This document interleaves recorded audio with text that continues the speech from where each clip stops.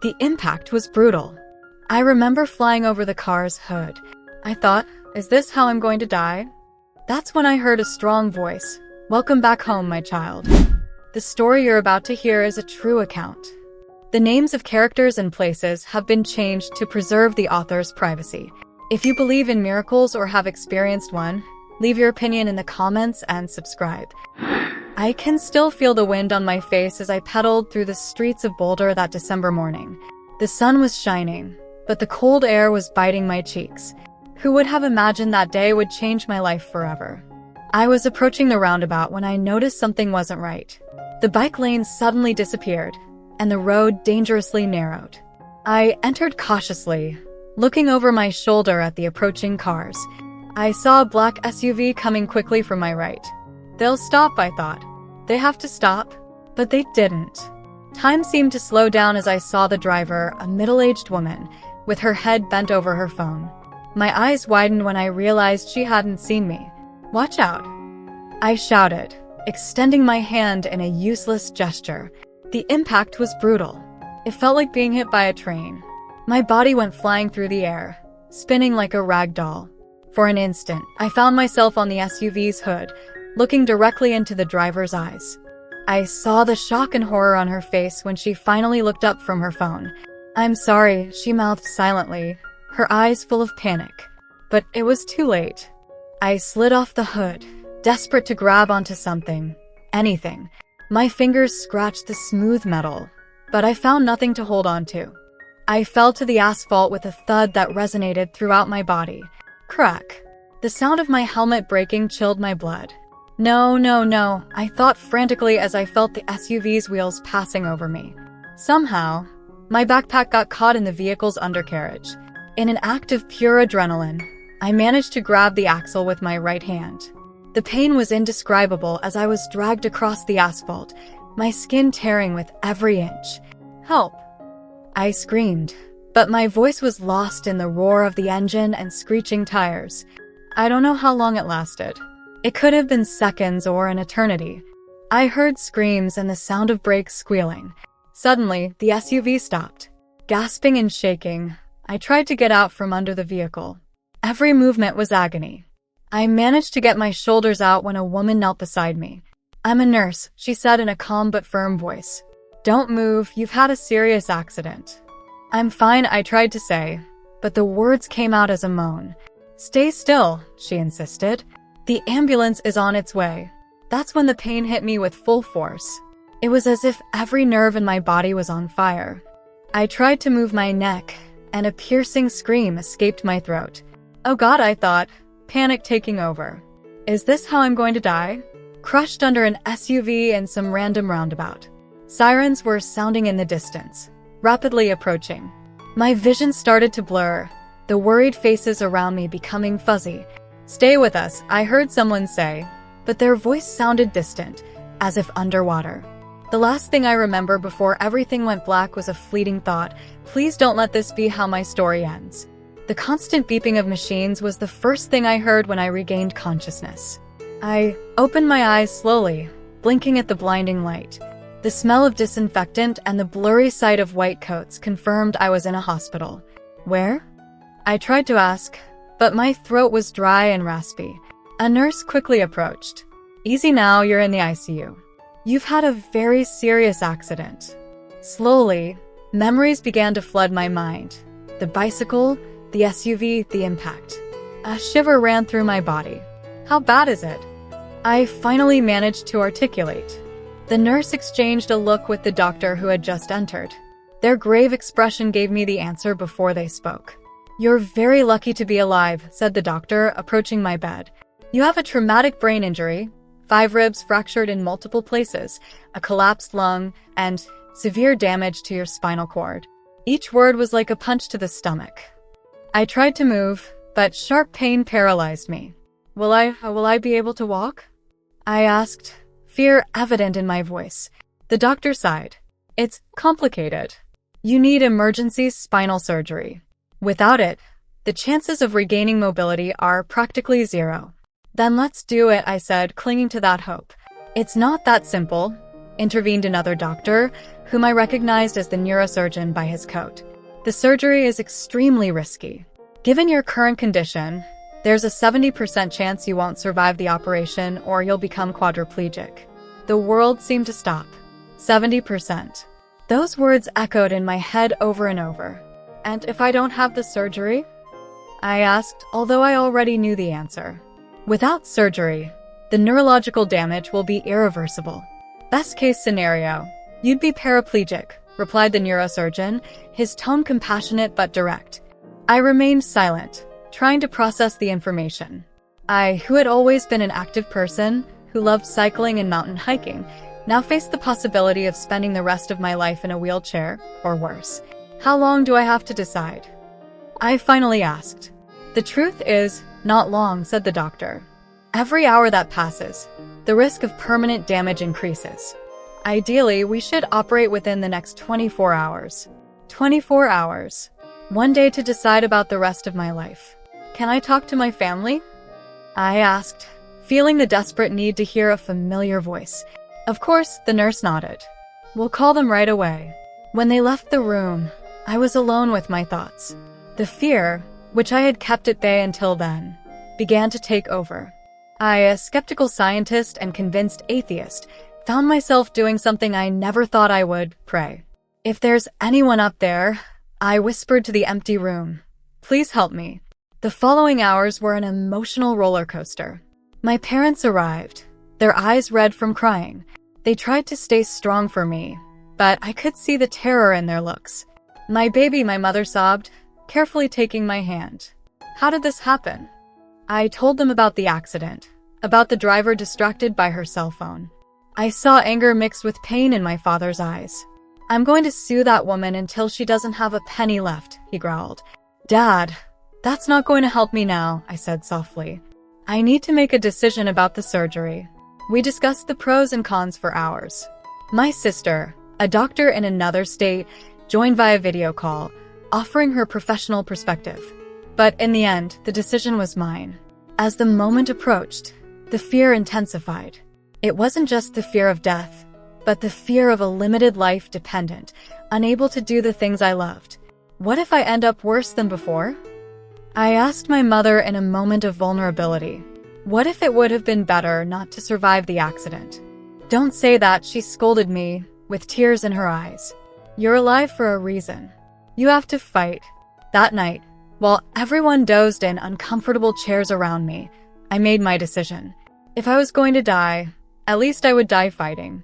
The next morning, when the neurosurgeon came to see me, I said, let's do it. I want the surgery. I saw relief mixed with concern on his face. We'll do everything possible, he assured me. As they prepared me for surgery, a strange calm came over me. Maybe it was the medication, or maybe it was resignation to the inevitable. I love you, I told my parents before they took me to the operating room. Whatever happens, I want you to know I love you. When the anesthesia began to take effect, I closed my eyes, not knowing if I would open them again. My last conscious thought was a silent plea to the universe. Please give me another chance. The effect of the anesthesia was quick. In a matter of seconds, I felt myself sinking into a deep and absolute darkness. I thought this must be what unconsciousness is like, total void. But suddenly, something changed. I found myself awake, more awake than I had ever been in my life. I opened my eyes and was left breathless at what I saw. I was in the middle of a field of wildflowers, surrounded by majestic mountains that rose toward an impossibly pure blue sky. The air was filled with a sweet and fresh fragrance I had never smelled before. What's happening? I wondered aloud, surprised I could speak. Am I dead? An indescribable peace enveloped me, as if every cell of my being was being bathed in pure love. It was such an overwhelming sensation that I felt I could dissolve into it. That's when I heard the voice. It wasn't a sound I perceived with my ears, but something that resonated within me, as if it came from everywhere and nowhere at the same time. Welcome back home, my child, said the voice, with a tone that radiated unconditional love. I turned around, searching for the source of that voice, and saw a luminous figure. I couldn't distinguish its features clearly. It was like looking directly at the sun. but somehow I knew it was smiling at me. "Who are you?" I asked, feeling a mixture of awe and confusion. "Where am I?" The figure approached, and I felt a warmth that reminded me of my grandmother's hugs when I was little. "I am you and you are me. We are one," replied the entity. "This is your true home, the place where you truly belong." Tears began to roll down my cheeks, but they weren't tears of sadness. It was as if a deep and forgotten truth was awakening within me. But I'm a scientist," I stammered, my rational mind struggling against what I was experiencing. "I don't believe in any of this. I'm an atheist." The luminous figure emitted something like a laugh, but it was a sound full of understanding and tenderness. "The labels you use in your earthly life have no importance here," it said softly. "Here, only the truth of being exists." Suddenly, all my scientific knowledge, my years of skepticism, seemed small and insignificant compared to the magnitude of what I was experiencing. "So, has my whole life been a lie?" I asked, feeling lost and found at the same time. "Not a lie, my dear," replied the entity, "but an illusion, a temporary experience designed for your growth and learning." I looked around, absorbing the beauty of the landscape. Every flower, every blade of grass seemed to vibrate with life and consciousness. "Why am I here?" I finally asked. "Aren't I supposed to be in surgery?" "You're here because you needed to remember," said the figure. "Your accident was a catalyst, an opportunity to awaken to a broader reality." As it spoke, the landscape around us began to change. I saw scenes from my past life passing as if they were movies projected in the air. I saw myself as a child, exploring the forest behind my grandparents' house. I saw myself in college, passionate about science and sure that I could explain everything with reason. But I didn't believe in any of this, I insisted, still struggling to reconcile what I was experiencing with my previous beliefs. "Belief is just a veil," replied the entity with patience. "Here, in this plane of existence, it's not about believing, but about knowing. And deep in your being, you've always known." That's when I felt it. A deep connection with everything around me. It was as if I could feel the energy flowing through every living being, every stone, every particle of air. Everything was interconnected in an infinite network of consciousness. It's beautiful," I whispered, overwhelmed by the sensation. "This is what you really are," said the figure. "A being of light and love, temporarily incarnated in a physical form to experience and learn." I remained silent, trying to process everything. Part of me wanted to cling to my old identity, to my scientific beliefs. But another part, a part that felt more authentic than ever, knew this was real. "What happens now?" I asked, feeling a mixture of excitement and fear of the unknown. The figure extended what appeared to be a hand of pure light. "Now, my dear, it's time for you to remember who you really are and why you chose this life." I took its hand, or rather, I merged with its energy. In that moment, all barriers fell. I was no longer Nancy Ryan, the skeptical geologist from Boulder, Colorado. I was an infinite, eternal being, part of a cosmic whole that encompassed more than my human mind could comprehend.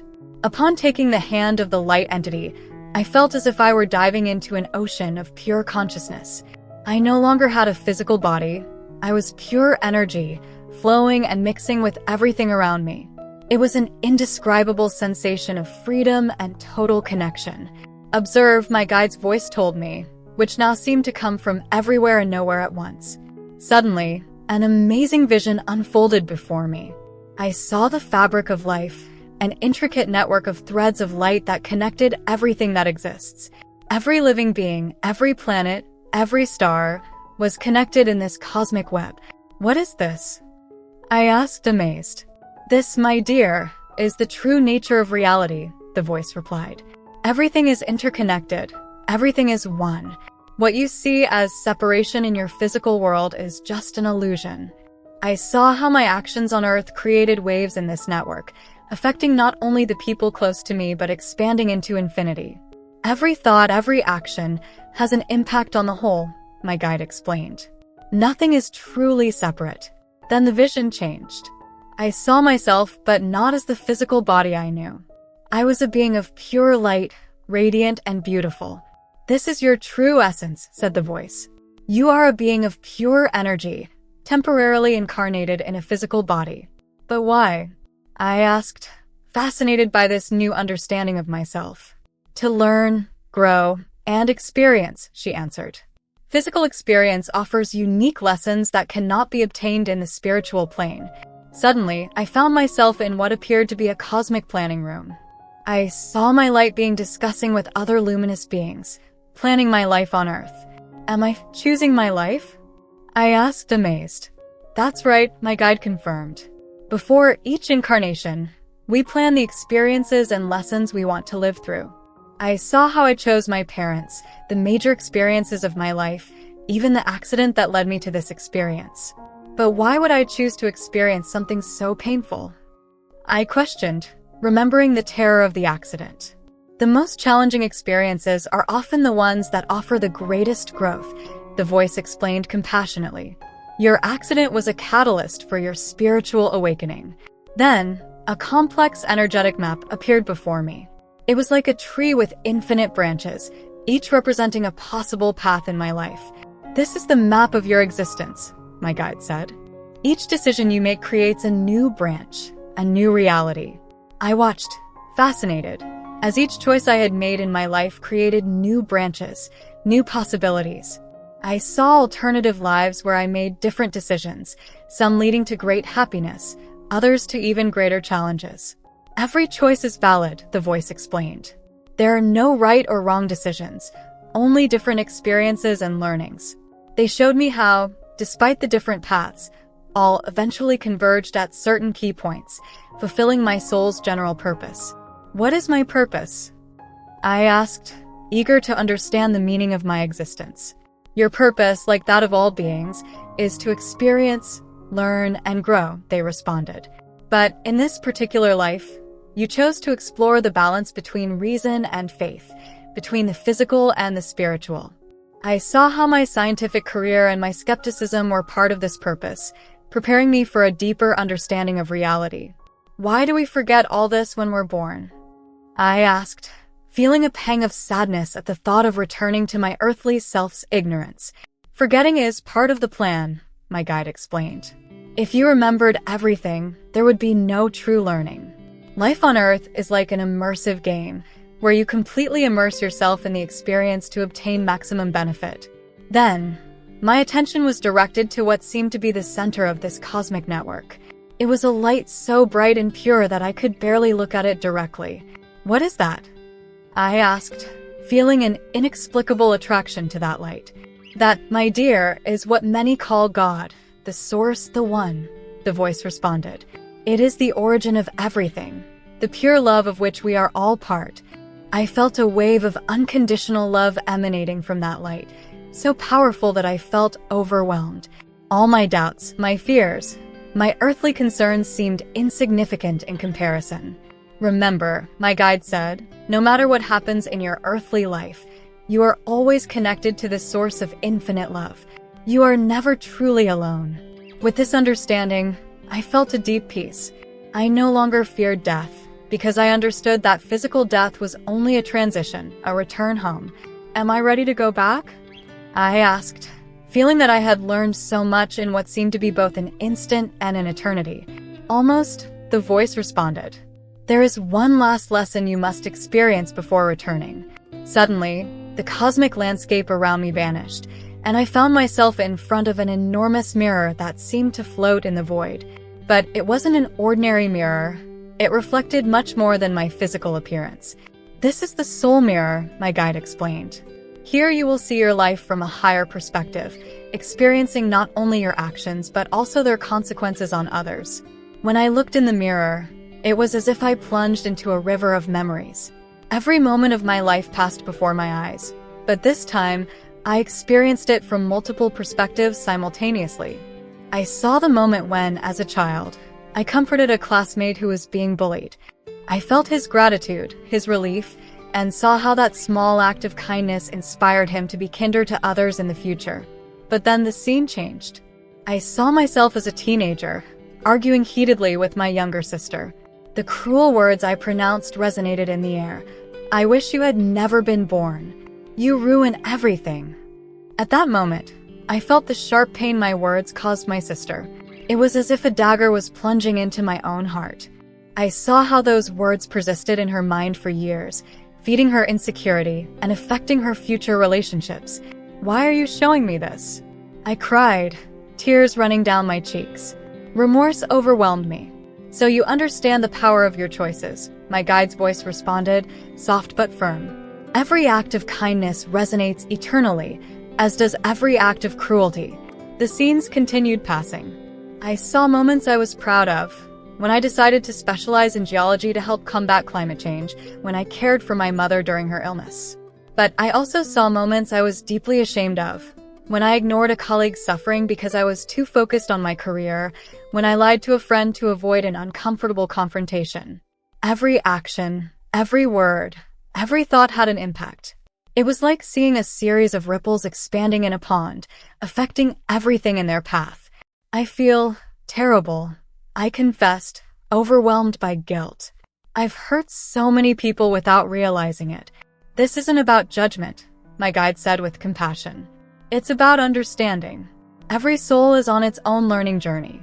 Your mistakes are as valuable as your successes. I continued watching the parade of my life. I saw how my scientific skepticism, which I considered a virtue, sometimes led me to be harsh and unsympathetic to others' beliefs. I saw how my pursuit of professional success sometimes made me neglect important relationships. But I also saw something that surprised me, the positive impact I had had on many lives without even realizing it. A kind word here, a gesture of support there, had created waves of kindness that extended far beyond my knowledge. You see, my guide said, every life is interwoven with others. Your actions have power beyond what you can imagine. As this life review continued, I came to a crucial moment, the bicycle accident that had led me to this experience. I saw the moment of impact from multiple perspectives. My terror, the driver's shock and remorse, the witness's fear. Why did this happen? I asked, reliving the pain and fear of that moment. Each challenge is an opportunity for growth, my guide responded. This accident was a catalyst for your spiritual awakening, a wake-up call to reconsider your priorities and your understanding of reality. I saw how this event had impacted not only my life, but the lives of many others. I saw the SUV driver, consumed by guilt, dedicating her life to promoting road safety. I saw my family uniting more than ever in the face of possibly losing me. Everything is interconnected, I understood. Even our greatest challenges have a greater purpose. Finally, the parade of images stopped. I stood looking at my reflection in the mirror, but I no longer saw myself as before. Now I could see my true essence, a being of light and love, with all my earthly experiences as layers enriching my being. What do I do with all this? I asked, feeling both small in the vastness of existence and powerful because of the potential impact each of my actions had. Take it with you, my guide responded. You won't remember all the details when you return, but the essence of this understanding will remain with you. Use this knowledge to live with more awareness, more compassion, more love. I remained silent, processing everything I had experienced. I felt transformed, as if I had lived 1,000 lives in an instant. I'm ready, I finally said, feeling a renewed determination. I'm ready to go back and live my life with this new understanding. Remember, my guide said as the mirror began to fade, each moment is an opportunity to choose love, to create positive ripples in the universe. Never underestimate the power of your actions, no matter how small they may seem. Gradually, I began to feel myself returning to my physical body. It was as if I were gently descending through layers and layers of consciousness. My guide's voice faded away, but their last words resonated in my being. Remember love, Nancy. Remember who you really are. Suddenly, I heard a steady, rhythmic beeping. My eyelids felt like lead, but with enormous effort, I managed to open them. The bright light blinded me for a moment, and I blinked several times trying to focus my vision. She's waking up. I heard an excited voice. Call the doctor. Gradually, the hospital room took shape before my eyes. I saw a nurse leaning over me, smiling broadly. Welcome back, Mrs. Ryan, she said warmly. You gave us quite a scare. I tried to speak, but my throat was dry and rough. The nurse offered me some water with a straw. The cool liquid was like balm for my parched throat. How long was I unconscious? I managed to ask in a hoarse voice. 3 days, the nurse responded. The surgery was successful, but you fell into a brief coma. The doctor will be here in a moment to explain everything. 3 days. It seemed impossible to me. The experience I had lived seemed to have lasted an eternity, and yet only an instant. The doctor arrived shortly after, explaining the details of my surgery and recovery. I listened attentively, but part of me remained absorbed in the memories of my spiritual journey. Had it been real? Or just a dream induced by anesthesia and trauma? In the days that followed, while recovering in the hospital, I had much time to reflect. The details of my experience began to blur, as often happens with dreams upon waking. But the essence, the sensation of deep connection with everything that exists, remained with me. I received visits from my family and friends. Each encounter felt different now. I could perceive the love and concern in their eyes in a way I hadn't noticed before. Even with the nurses and other patients, I felt a connection that went beyond superficial interactions. One afternoon, while looking out my hospital room window, I saw a mother walking with her young child. The child tripped and fell, beginning to cry. I saw how the mother tenderly consoled him, and suddenly, it was as if I could feel the love between them, as if it were a visible energy connecting them. I closed my eyes and breathed deeply. At that moment, I remembered my guide's words. Everything is interconnected. Every action, every thought has an impact on the whole. When I left the hospital a week later, the world seemed different. Colors were more vivid, sounds clearer. But the most significant change was within me. My sister picked me up to take me home. During the journey, I remembered our teenage fight, those cruel words I had said and had relived in the soul mirror. Anna, I said softly, do you remember that time we fought when we were teenagers? I said horrible things to you.